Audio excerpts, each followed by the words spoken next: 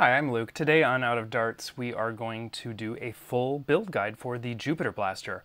I'm really excited to finally be shipping these and getting these out. I am dramatically scaling up the print farm as well, and I think this will be a good step in showing you all how to build them. A lot of people have been requesting pre-built ones. As you can see, there's kind of a lot going on, and it is a rather lengthy process to build these. So the number that I will sell as finished completed blasters will be quite limited, and generally I'll be selling mostly kits. This is everything that's included in your kit minus the battery, soldering iron, and the tools over here. Your ball detents, which look like these little guys here, they're little spring stainless ball detents, they will in theory be already installed in here, so when you get your blaster, do check that you just glance inside and you'll see the little ball detents. So I'm going to toss those aside. Your motors will come inserted anyway into your flywheel cage, and we do this because it's a great way to ship them.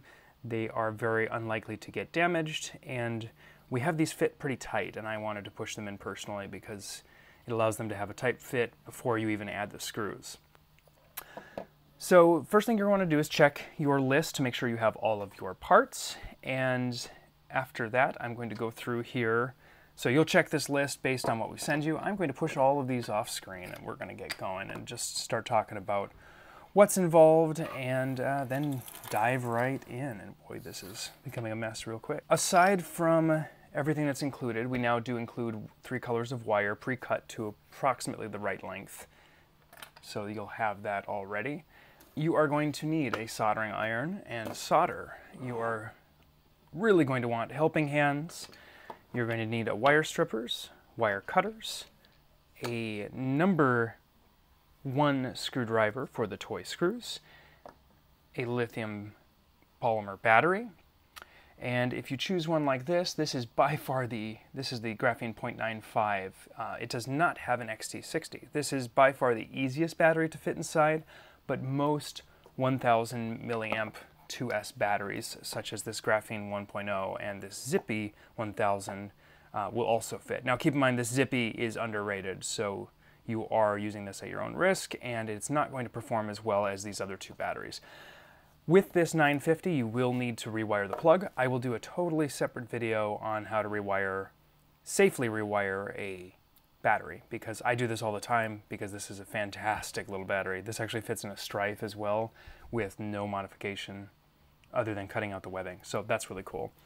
And then of course you're going to need a charger and a LiPo alarm. But that is it. So let's dive right in. We're going to start with our setup and just get right to it here. So the first thing we're going to start with is you're going to do a little bit of prep work for a few different things. The very first one is going to be our pusher motor. So the pusher motor comes with this little pusher wheel, and I like to attach this right at the beginning. Now this is a tight fit, and it is meant to be a tight fit. You do not want to force from the top there. You want to watch out for these little tabs essentially. So the idea here, and I like to take a screwdriver, so pardon me while I grab the screwdriver. Now I like to use just a set of pliers to push on these side edges, and that should come down to about flush like so. And you don't need to push crazy hard. You shouldn't have to push hard enough on this to risk breaking anything, and it's got a little bit of play once it's inside, but this should come up flush here. If it does not, you can simply take an X-Acto knife, another crucial tool, and just trim out a little bit until you get it to be nice and snug.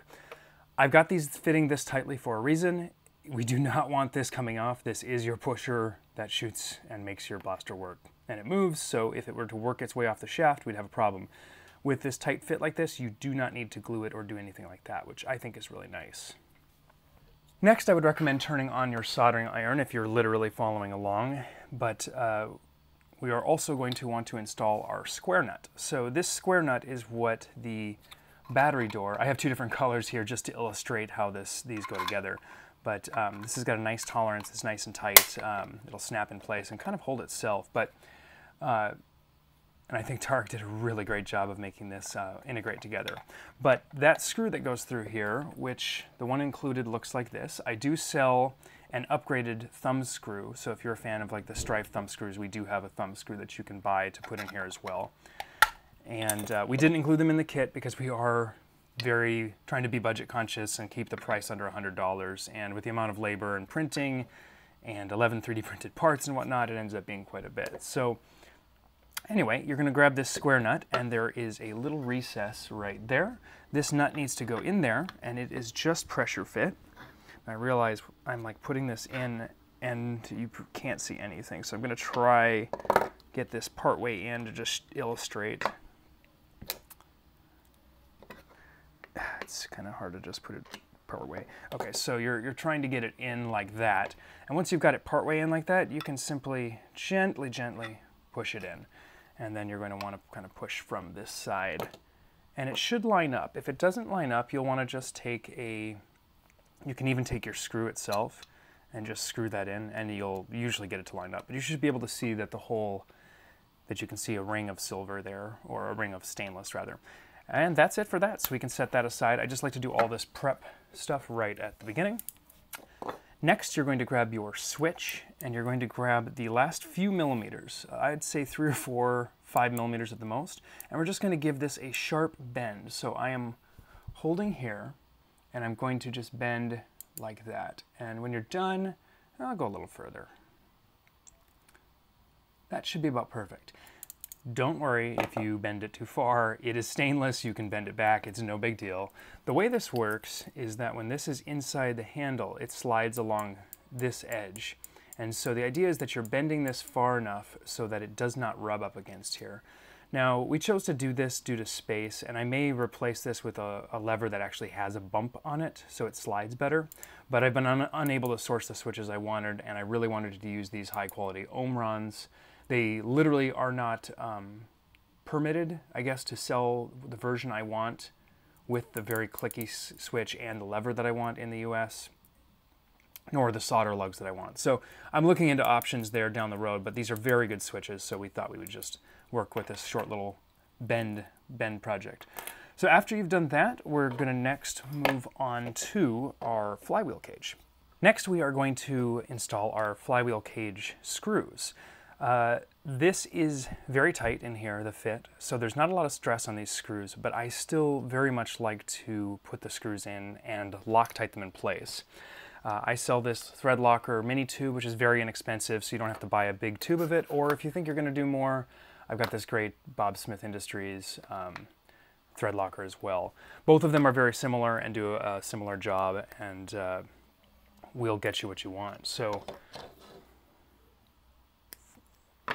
I literally can't find the one I was using, so I'm just opening myself a brand new one. Some people have asked me by email about using thread locker, and I'm now recommending it for all flywheel setups because there is so much vibration happening in these cages on any setup that it's just, you could save yourself a lot of hassle from the flywheels being backed off.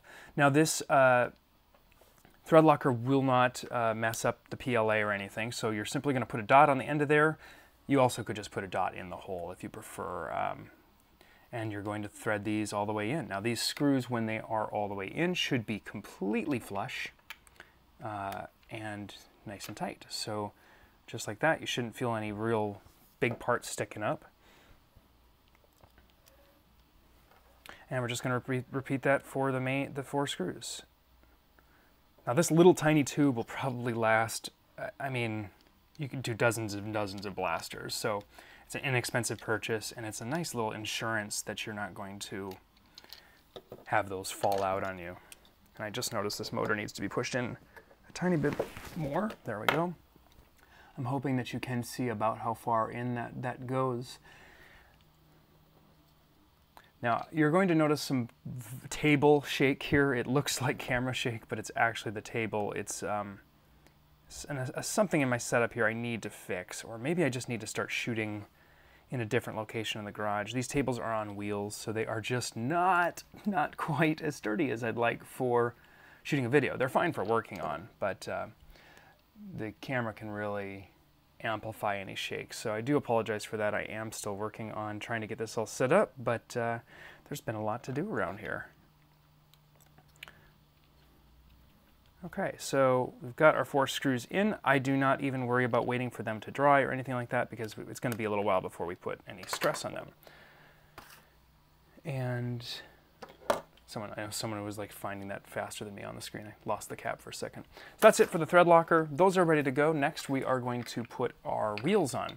Now, the way this has been designed, there are bosses on the inside of these wheels, and they do stop you from pushing it all the way down. I think it's a combination of both the bossing and the bosses rather, and the fact that these do flex a little bit. Now, a lot of people have speculated about the different kinds of wheels. I have tested every wheel that is available out there. We have not made our own wheels because the cost is over double what Worker is. So we found these to perform the best, and I like this material. This is acetal or POM, and it is less prone to failure than the white ABS ones, which when you put them on get a little more stress fractures and things like that. So all you're doing here is just pushing these straight on as far as you can go. Try not to bend your tabs back here, so do be careful. I do often use a little just motor remover tool, and this is something that Adrian Kelly made, and I almost might start selling those as well because I think he's up for licensing, but you can kind of do that sort of thing. So you can do that, or you can, and you just push them all the way down, and you will see you're going to have shaft that's sticking out, but pushing them all the way down, you can't push them on too far, and they won't. I'll do this one without the thing because that might be how you're doing it. So I'm pushing with my finger between here, and then I'm squeezing, and it should be fairly difficult to get on. Because you want the shaft fit tight. And you can do sort of this way, but you are going to have to finish it with your fingers going here. So now you can see that one is not far enough down.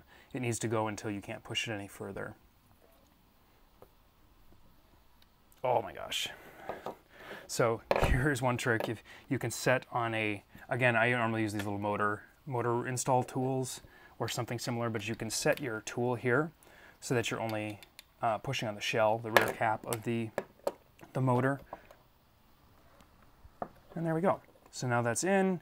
You're going to want to give those a little push, a little move, make sure that they don't, that nothing feels funny. And those feel good. I don't hear anything when I spin them. You can feel that nice resistance of those neo magnets.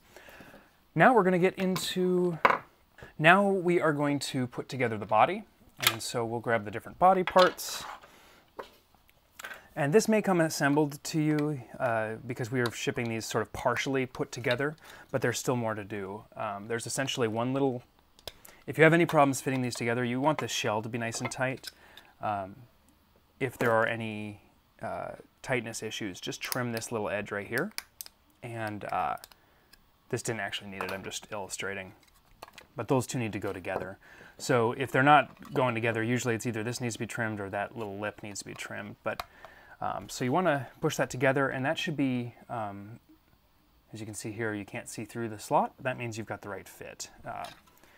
So there are 2 screws, 1, 2, that go here, and these are 2 of just the thinner screws that are included in the kit. There are 2 types of screws included in the kit, excluding the cage screws, which are somewhat obvious. These larger ones are for the switches, and the smaller ones are for everything else. So there's 1 screw here.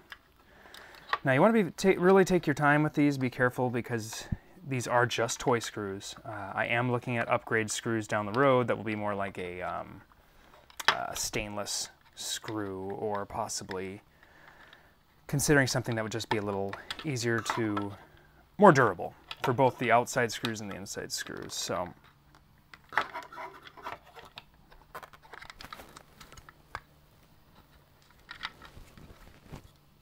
I just realized I'm like pulling it off frame to do it. That's not...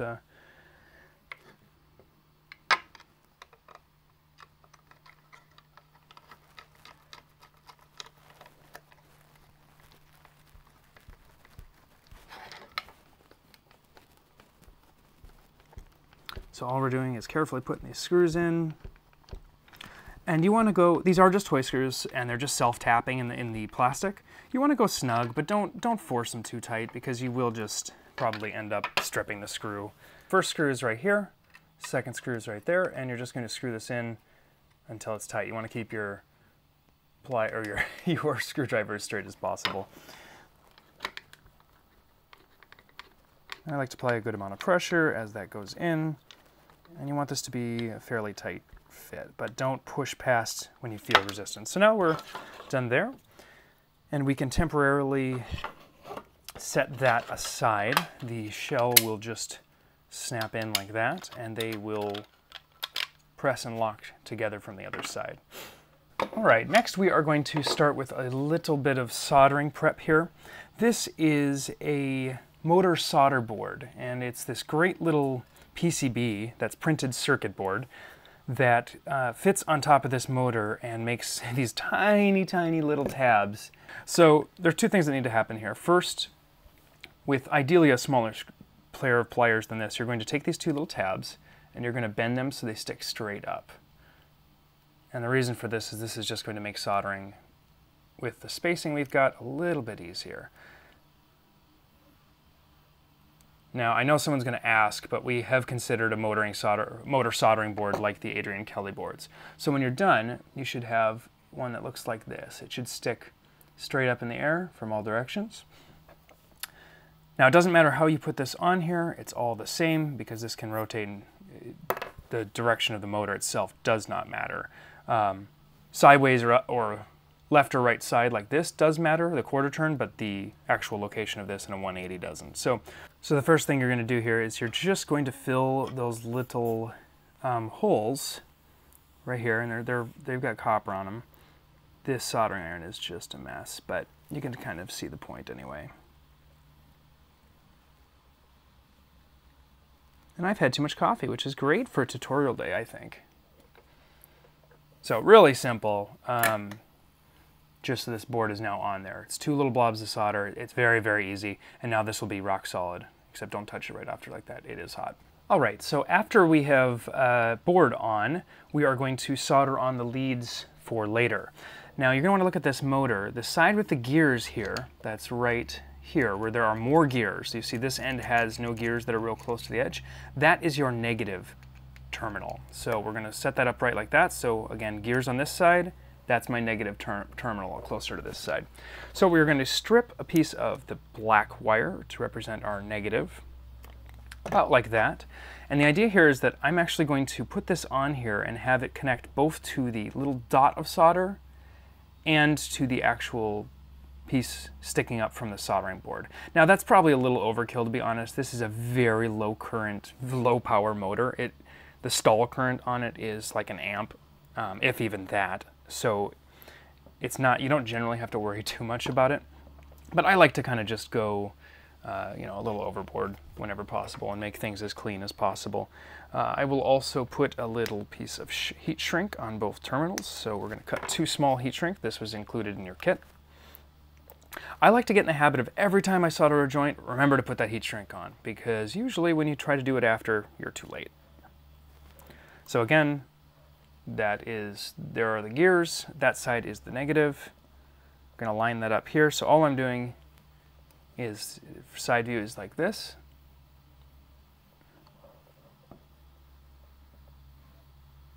And then we're going to solder the whole thing on.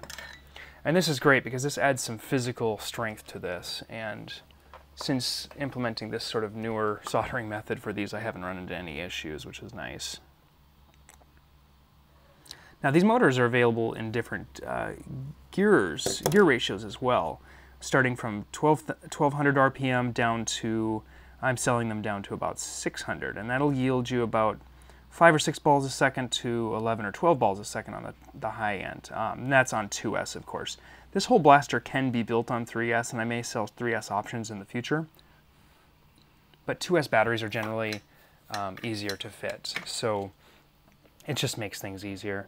Okay, so today officially goes down as the least successful tutorial video shooting ever. I had my camera go out. I got into editing and realized my camera went out for a good 40 minutes or so. So there's all kinds of stuff missing. So I'm hoping I haven't left anything, but picking up here, after we finished soldering on our negative lead here, and do be sure that you actually check on your terminal as you do this, because the different gear motors actually have different looking gears, but generally it's with the gears, it's the one with the gears down on the bottom closest to here, on that side is going to be negative. And if you've already soldered this up and you're not sure, just unsolder it real quick and take a look. But you want to solder your negative, and then you're going to solder this yellow one to the positive in the same manner, attaching both like that. This camera setup thing is something I really do need to get a hold on, because it's such a shame to lose work or to have to go back and do. Especially when I could be doing other fun projects.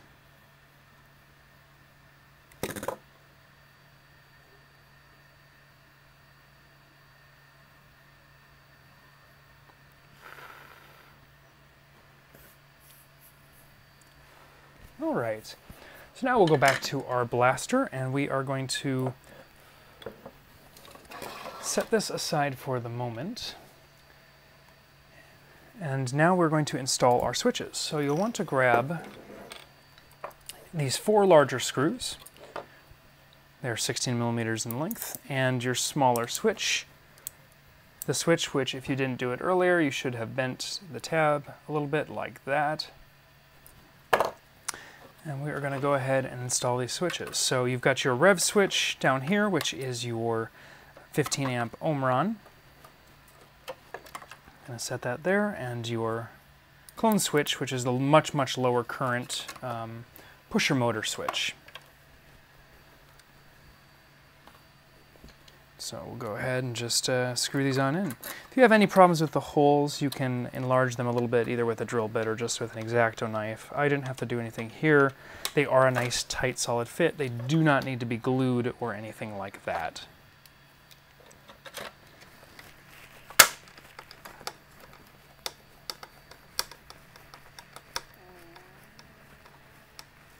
That's it for that one.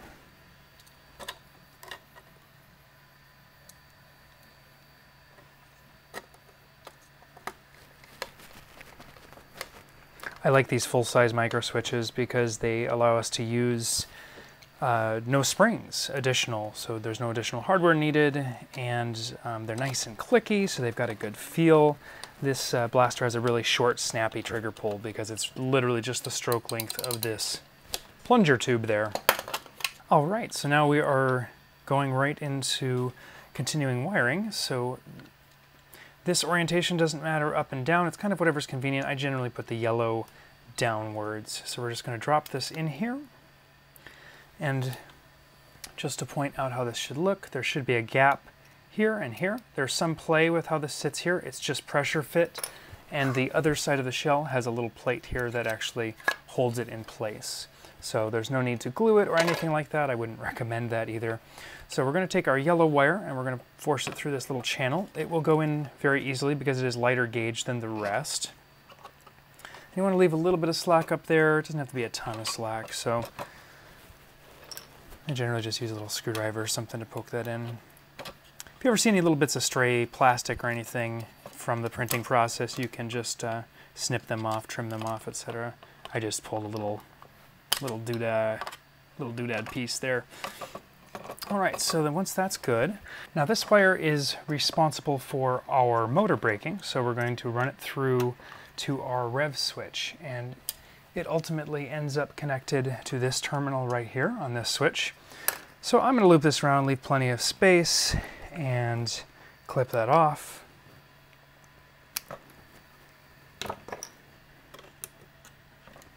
Get out of there, I don't want you. And we're going to strip that, of course. And this is a very light gauge wire. It will go through that solder, that quick connect terminal here really well. I like to have that physical linkage because it does increase the strength of the joint overall if you've got the wire going through, and we're going to get solder all over the whole thing anyway. So then we'll solder that in place.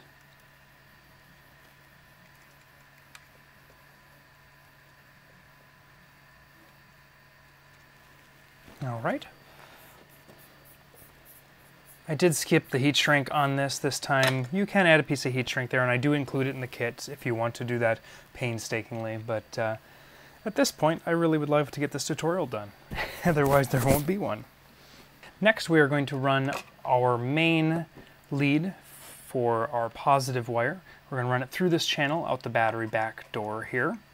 And we're going to leave a few inches, about like that on that side, and this is going to follow that same wire path as the yellow wire all the way through the entire system.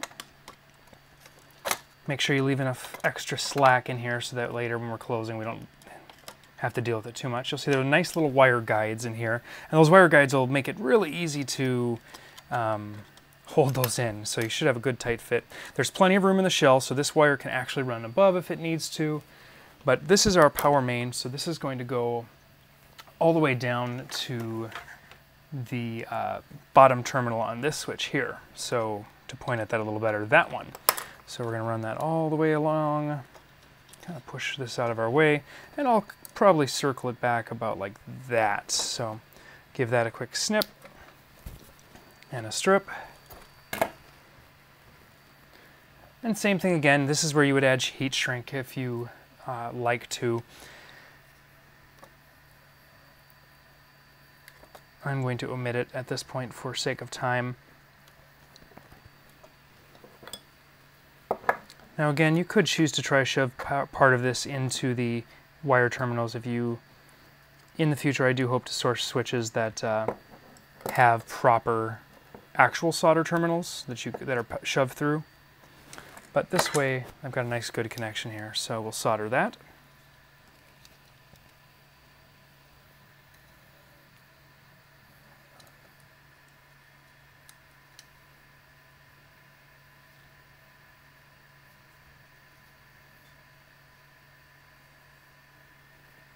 Alright, and that's looking, I moved that a little bit at the last minute, so that looks pretty good there.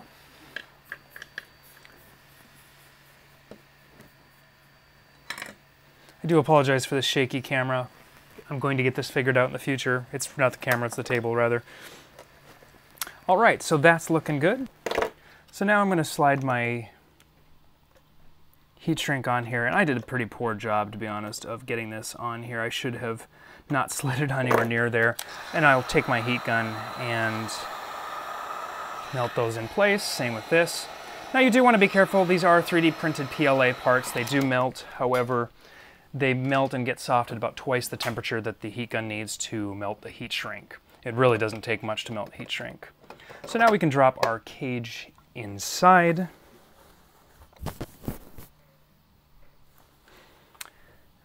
And then we are ready for the next step. So we are going to take our positive lead. This is going to start at our positive motors, which are right here and right here.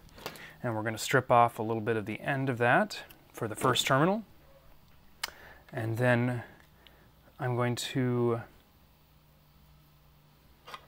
mark with either a marker where the second terminal is with a little bit of slack. So I like to push down on and touch the bottom and let this kind of curve slightly, and I'm just going to mark where I want this to be. And that's essentially 2 spots. You can do this with a pencil, it'd be fine too, but I'm comfortable enough just using what's in front of me here. Now, my theory with blaster wiring is to never break the wire more than needed. So if it's not necessary, why add a cut which will add more resistance? So my theory is always to do things more like this. This is our path that we're going to take with this. This is going to snake around like that. And so we want to make sure we have enough pulled away. And give that a little twist too, can help it not fray and get so large on you. This is where helping hands are, as I've said before, almost required. It's really tough to do some of these kinds of things without having the helping hands. So this can go right here. I'm going to make sure our tab is nice and straight up. There's plenty of room in the shell here. You can curve that around the shell slightly if you like, but essentially we're going to go like that. Oh my gosh, doing this on camera, we're trying to make it so you guys can see it the best possible. I know one of the real problems with tutorials is that they're just not clear enough, both in how they were shot, lighting, resolution, audio, and just the actual operations. I think that's going to do just fine. It's not the cleanest soldering job I've ever done, but this iron it's seen better days.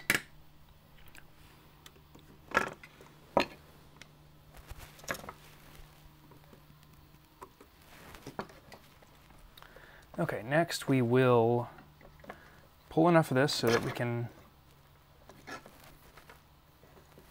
going to wrap just so that kind of cups that part there, and you can kind of hold that down there. And again, I would use my helping hands even just as a push down there.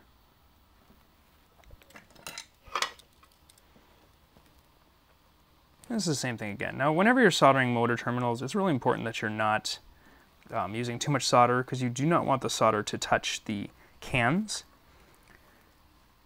because that could potentially cause a short. Oh, this is really going to need replacement. Helps to keep your tips clean in a dry environment, and this is just a case of this thing's been used way too long and it's literally like 90% gone. But it's fine. All right, so from there we're going to continue wiring this down and around. This is going to go share that same top wire channel that we saw before. So we're going to follow all the way along there. There are two little clips it needs to get underneath. That way it doesn't interfere with the trigger. And then this is going to come up. Now from here, this is going to do two things. It's first going to connect to this switch in line, and then it's going to connect to this terminal. And that will allow this switch to activate this switch. So the rev trigger will need to be pressed before the firing trigger will work. And now what that stops you from doing is just jamming your blaster. Because if you didn't have this functionality enabled, then you could pull the rev trigger, or the firing trigger, excuse me, and you just shove balls into non-moving flywheels. And these flywheels do not have enough, motors and everything, do not have enough torque to clear a ball that's fully jammed in there. And none of the rival blasters do, while I'm on that subject. Not with the stock motors, anyway. My little girl has not been sleeping real well recently, so if I sound a little tired, that's probably what it is. So now we're going to take this down into here. Now this one we're going to add. I'm going to solder it in line. So I've stripped away wire again. I'm not breaking this wire because I find it easier to just do this in line and add it on rather than. Do you ever look around for stuff on your desk and it's literally the closest thing to your face?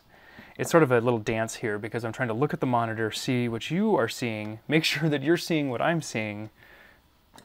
Anyway, sometimes I amaze myself. I'm looking at, this isn't even a cluttered bench and there's just stuff I can't find.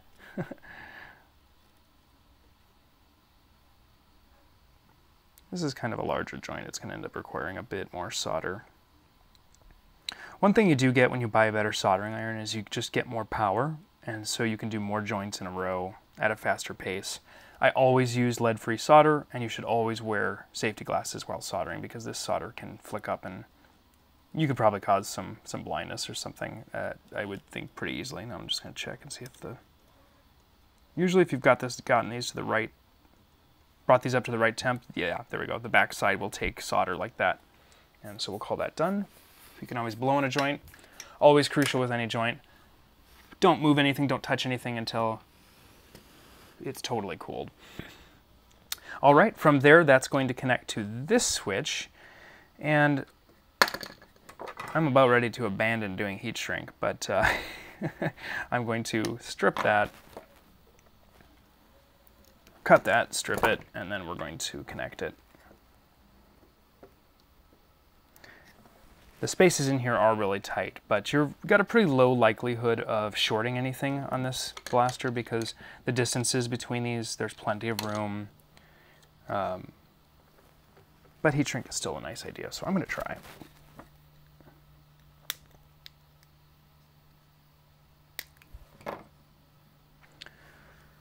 My last one looked so good with all the heat shrink. I actually managed to do it properly, but this one, not quite as good.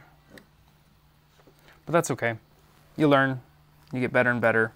It's kind of what nerfing is all about, or at least what modding is all about. My soldering joints now, compared to what they were in the beginning, are just so much better, and that really just comes down to practice. Okay, so I'm going to hold this. Again, this can kind of run up above if you need it to. You really can run it anywhere. Just make sure it's not going to impede the switch here or the switch there. Tin the...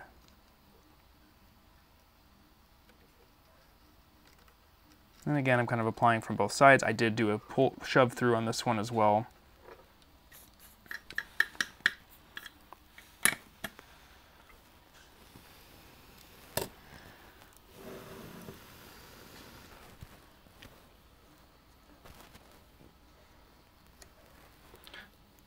The setup here, to not see the back of my head so much, was one of the things that I had commented in a previous video, which is sort of understandable. Nobody wants to look at the back of my head, but it means kind of working, I'm exaggerating, but I'm working with my arms extended really far out in front of me, and it's not quite as comfortable. So if I feel a little more awkward than you'd expect me to be, that might be part of it. Also, I'm exhausted.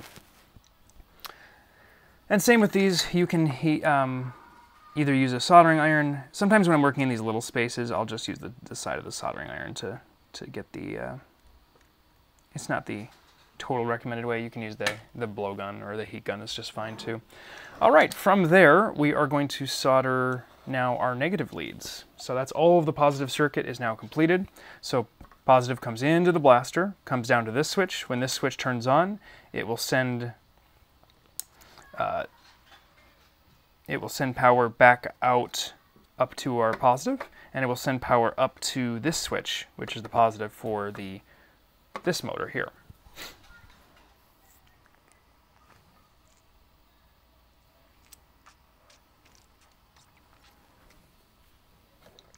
So next we are going to strip the end of our black wire.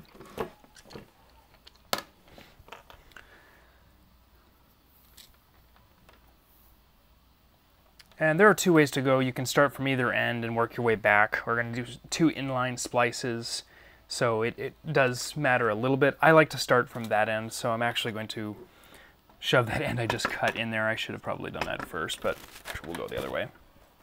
So back through that same hole, I'm shoving this black wire. Going to bring it out just as far as this one. That's more slack than we need, but I would always rather have a little bit more slack than too little.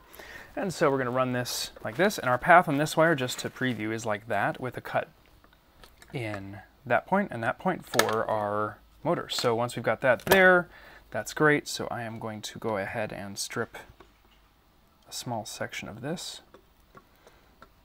This is 16 gauge wire. It really does help to actually use the right setting on here. If you don't, you just rip your wire more than you do cutting it properly.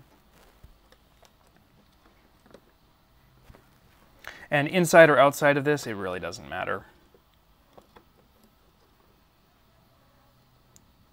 Now I do all of my blasters this same way, inline cuts. I see no reason to make those Y splices that other people have recommended for a few years now. It's an additional point of failure, and it's an additional point to solder. Literally doing it this way, you save 2 soldering joints that you wouldn't do if you did, if that's not clear, people do this. They do another splice there and have that come out, but I've not found that to be necessary in the dozens, if not hundreds, of blasters I've made. And we'll grab our helping hands here. Sometimes I just use them to push things down, but with these wire channels, you kind of get a nice little, they help hold in the wire pretty well. I'm hoping my neighbor kids aren't super loud in the video, because I can hear like a lot of neighborhood stuff kind of going on.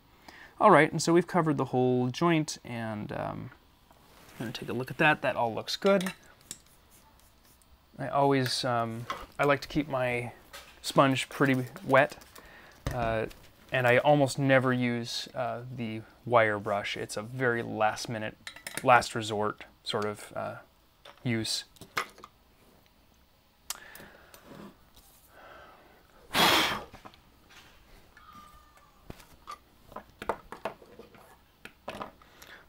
All right, so then we're going to let go of that. You can always test a joint with a little tug. If it doesn't move, you've done a good job. And again, you could do this with a marker, but I'm going to put a tiny bit of slack. And by slack, it does not have to be much. This blaster shell does not push on those when it's close, but you do want a little bit of play back and forth. So when I measure these, again, just give it a little something like that. And it would probably make more sense to mark that with a Sharpie or something, but this will work. Okay, so we're going to keep going here, put that down through there. So now, kind of what I was saying there, it's like you can use these little wire traps as your helping hands. That was very much an accidental use for them, but they do help with assembly. And believe me, it's in my best interest to help figure out how to make these easier to assemble and easier to put together, because A, I can sell more of them if I make it easier for all of you to put yours together, and B, I can make more and sell more of them, of course, because I do hand assemble these myself, along with my buddy John, still helping out occasionally. Okay, from there, now this one's actually going to go through the bottom wire trap channel here. And you do want to make sure the shell has to close, so you need to make sure that when you put this, it never hurts to have a little bit of extra slack here and there, especially like this blaster has plenty of room for it. I may have even made these tighter than they need to be, but they can be pulled over, so it's not too big of a deal. Yeah, don't touch that after you've soldered. It's hot.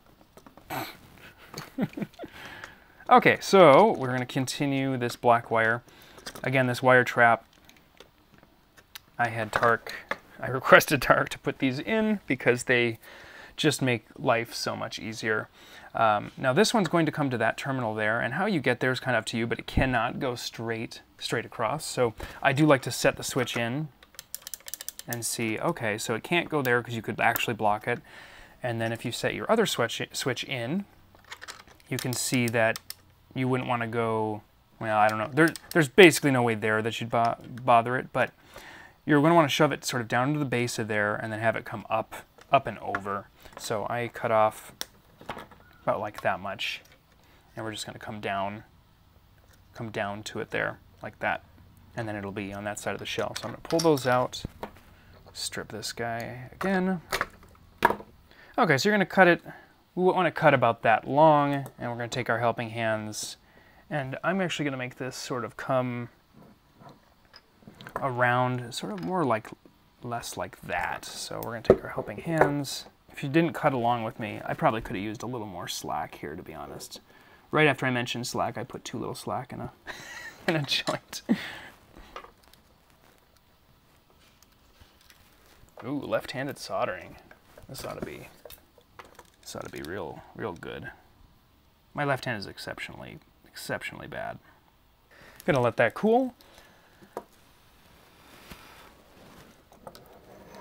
All right, so now we have brought our negative in, so in theory we have got everything but the pusher motor hooked up.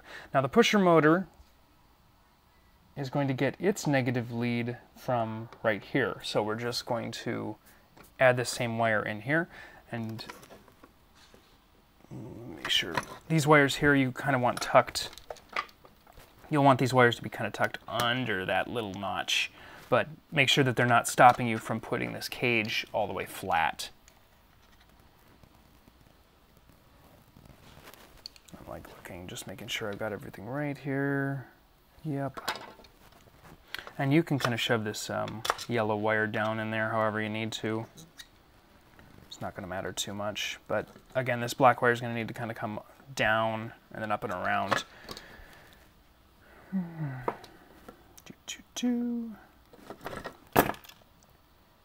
This can be one of the more annoying kinds of solder joints to do, where you're soldering onto an existing solder joint, and the key is really just about not overheating the entire joint, but you do need to get a solid connection, so that's a little bit of a... Now you can run this basically through this, it doesn't have its own terminal or its own wire path, but it'll go through there. You'll notice there's a bit of extra slack there. That's intentional, because on the other side of the shell there is a hold down little tab that's on there that's going to hold that, push that downwards. That's a little bit long, so I'm actually going to hack off a bunch of that. We don't need so much. It helps that that black wire is now anchored here and by the wire trap, so even if it does come loose, this whole thing sort of comes loose and gets resoldered, it's all right. When it does, you're going to want to make sure that the whole thing goes flux and actually goes soft and movable. Yep, and that's looking real good. So, last but not least, we of course have our Xt60 connector. Now with this blaster, it's not a huge blaster, obviously. We've worked really hard to shave off millimeters here, millimeters there, and it's one of the reasons the blaster is not symmetrical from left to right, because it just wasn't possible without making it substantially larger. So with that in mind, you don't want this Xt60 connector to stick out any more than you need, but you might want enough so you can tuck it back. So individual preference is up to you, but I sort of like fairly short. I think my last one, a little longer. We'll go here. So I'm going to go about there. That's probably about 3.5 centimeters. Oh, I'm starting to think in metric more than I do in inches. That's a good sign, right? So whenever I do these Xt60 connectors, I actually have dummies I normally carry around, but I like to plug one in. Cannot remember if I did a video on this already or shot the video and didn't edit it. Anyway, we're going to go ahead and strip these. You use the second connector, it helps prevent deforming, and it also helps with just the heat transfer. Now these, we absolutely want heat shrink. Very important.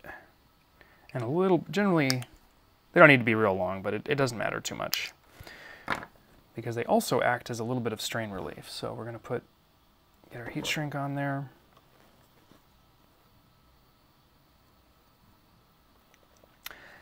The transfer over to the new shop has been going pretty well. I have to thank all of you for finding the new shop. That's been great. And then thank you to the people who have been really patient through a few mistakes and other things like that.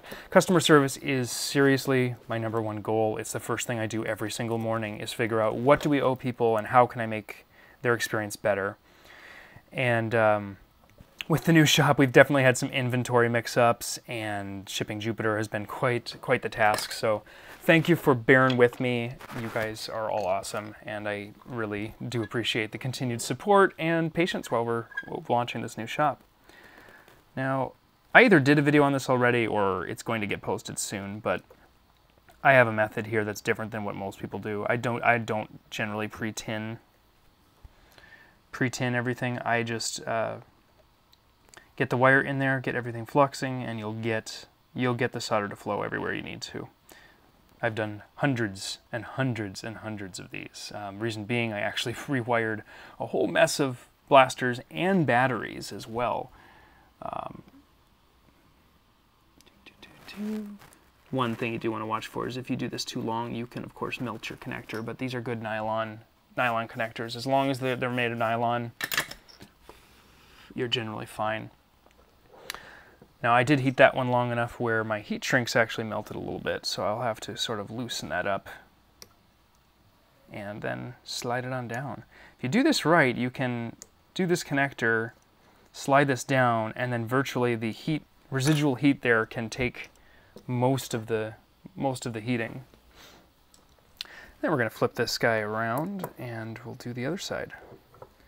I don't even have to look anymore. Once you do enough of these, you just know, but the flat side is always the positive. I'll show on this other one. The flat side here is always the positive. Marked or not, it always is. And the curved side or faceted side is the negative. Very good thing to learn, and I have definitely screwed that up at one point or another through the learning. Doing this is all about learning.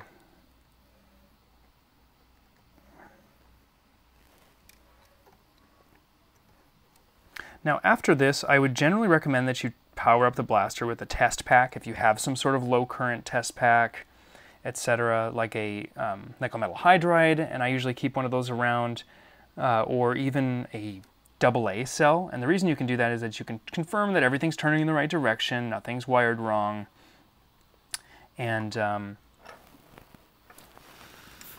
I used a little bit more solder than needed, but it'll be just fine.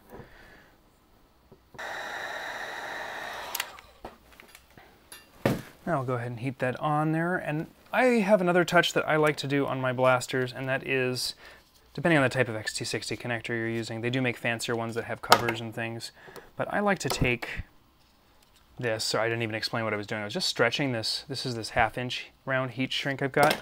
It is just the right size that if you stretch it, you can put it on here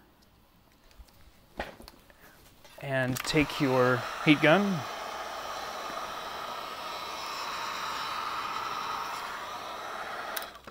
and it just ends up with a really nice, clean connector. It adds a little bit of stress relief here on your solder joints, and I just think it's a good, kind of a good idea overall. All right, now that we've got the wiring set and completed, we should be ready to put our blaster together and check the rotation here. So the very first thing is, if you can test with a AA pack wired to this, just so you don't fry something if you've messed something up, that's a good idea. I actually did originally in this mod put these backwards. You shouldn't be able to do that because we ship these with them in the proper orientation, because I know what a pain it is to put those in backwards very, very clearly. So I'm going to give this a quick test. So those are good, and I'm gonna actually, let's do this the safe way. We're going to just drop a round back down there, and we're gonna pull one trigger and the other. Alrighty. Now, if you run it like this out of the shell, I really don't recommend it other than a quick test shot. You really do want to close everything up because this is just loose here until the cage pushes it together. So now that we've done that, we can put our hop up. It goes with a thicker piece facing outward and the hop up tab upwards, meaning that direction. If you have any issues closing your shell, you'll just want to check that there's not something needing cleanup around here, and if there is, you can just grab it with the pliers and pull it out. And I don't see anything. That one looks pretty good. We do prep all of these, but it's not really feasible for us to totally fit everything perfectly out the door. The labor on it would just be insane. So you first want to close this guy here, and you want to make sure that the shell is closed all the way around. This one is looking very good right off the bat. And then we can grab our second part here.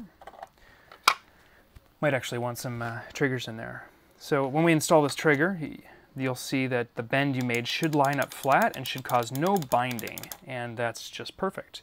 Like I said, I may replace that in the future because I don't like making you have to do that one little thing. I would love if it just worked, so that's definitely my goal, but we found this to be the best solution now.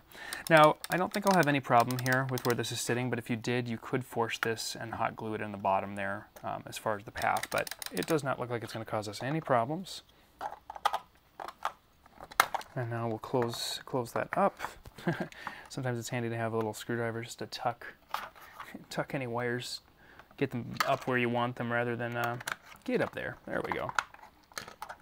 So you want to check that everything looks snug, and before you start putting in screws that you have your shell closed all the way around, and this one is looking great. And then we're going to grab our regular toy screws, and we're going to put them all around. And these are 12 millimeters long. They're a little longer than the ones I sell on the site for regular projects. And then we'll just close up the blaster. The only nice thing about building a blaster from scratch is you don't have to take the screws out and put them back in. You just take them out. Or you just put them in, rather. Boy, I am tired. 7-month-olds still don't sleep, apparently. Little Hazel gets about 4 hours, 3 to 4 hours at the longest stretch of the night. So we get woken up fairly frequently, and I'm usually up by about 5:30 in the morning. It's a very big departure from my previous lifestyle, but as those who are parents who are watching, it's worth every little bit of effort. As you're closing this up, it's a good idea to just test those switches. There should be no resistance, no sticking. They should never bind. If they are, you might want to check out the sides of here. This is printed with support right here, so if for any reason you feel any binding, just try cutting off a little bit of that lip and just look that there's no resistance. If you do experience any sticking, you just need to play with the fit tolerances, and that can involve trimming the edge of the shell here too. And what I mean by that is there's this edge right here. You can trim that with a razor, with a hobby blade if you have any issues. You can even do that while it's in the shell like I'm doing here currently. And if you do need to modify it all, you just want to sand this. The only sliding part is this flat edge here and this flat edge here, so you just want to sand that to sand that side if needed, if you are having any issues with sticking. As I'm closing this up, on that note of changes and fixes and things, the coolest part about this being a 3D printed thing for me is that unlike an injection mold, if there's an issue, we're going to fix it, and we're going to constantly keep updating and trying to print even better and then offering more colors.